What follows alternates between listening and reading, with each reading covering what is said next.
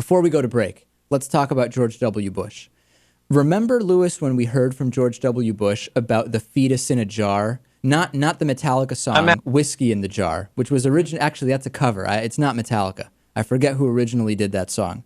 Fetus in the Jar was the George W. Bush story about how his anti-abortion mindset originally started. And the story was bizarre when we first heard it. And I'll actually just play it back for you just to refresh your memory. This is from the Matt Lauer interview. Take a look. Stories about his family that he's never told before.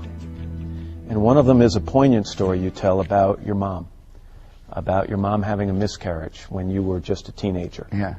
And you were the one who drove her to the hospital, and you write, quote, "I never expected to see the remains of the fetus, which she had saved in a jar to bring to the hospital. There was a human life, a little brother or sister."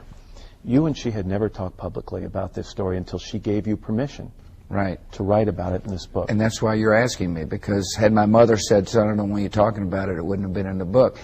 I put the story in the book as a part of the tale. I thought it was very important for people to understand my relationship with my mom. What'd you learn about her through that experience? All right. So when Matt Lauer says that they hadn't really ever talked about it, apparently he's right, because Bush didn't even get the story right. It turns out, according to Barbara Bush, the story's not even true. She said, you know what? It wasn't me. I didn't put any fetus in any jar. It was the maid who did it. And what's even more fascinating is that Barbara Bush, for her part, has stated that she believes abortion is a personal matter. And her friends have actually said Barbara Bush is actually in favor of a woman's right to choose. So maybe you're thinking, really, Barbara, you have to blame the maid on this one? Come on. But in all seriousness, how could George W. Bush get this one wrong? He said during the interview that he asked his mom about including the story. He checked with her specifically about this story.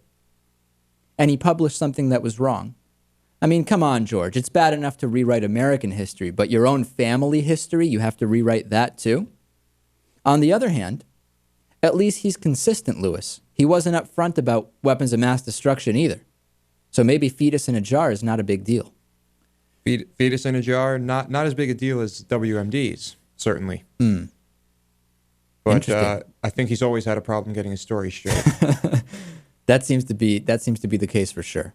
And pressure, by the way, is rising as a result of some of these interviews Bush did on Obama to investigate Bush for torture. He admitted to having ordered waterboarding, of course. The ACLU, Amnesty International, Representative Jerry Nadler, Democrat from New York, are all calling on the Obama administration to launch an investigation. Now, you know what? I actually am skeptical that anything will happen. The administration has already indicated they're not going to look at any criminal actions by or within the previous administration. But knowing the habits of this administration, I wouldn't be surprised if they were to go forward with an investigation, if they did it at the exact most politically inconvenient time, the time when actually going forward with an investigation they already said they're not going to do, at a time when it will only hurt Democratic politicians' chances of being reelected. Is that out of line, Lewis? I mean, really, the Obama administration has had some poor timing on a lot of these initiatives, so to speak.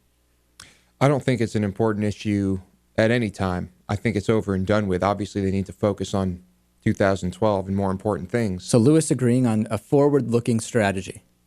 The best scenario here, find a way somehow to get this investigation to be a Republican-led thing. Find a couple Republicans who actually have the testicular fortitude, Lewis, to proceed with such an investigation. Today on the bonus show, by the way, we will be talking more about George W. Bush, and specifically we'll talk about the two biggest lies that he tells in his memoirs. So let's go to break. We'll talk to Wayne Besson next. And remember, the iPad is being given away today. DavidPakman.com. Stay with us.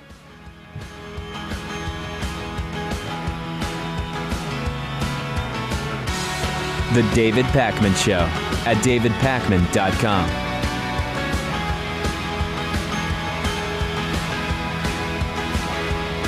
The David Pakman Show is made possible by listeners like you and by Greenfield Savings Bank, building a strong community one account at a time, with neighborhood offices in Greenfield, Amherst, Conway, Shelburne Falls, South Deerfield, and Turners Falls, and online at greenfieldsavings.com. By the Daily Hampshire Gazette and GazetteNet.com, connecting our communities with local news and information. By DIF Design, specializing in custom business websites at DIFdesign.com. Find out more about underwriting The David Pakman Show at davidpakman.com.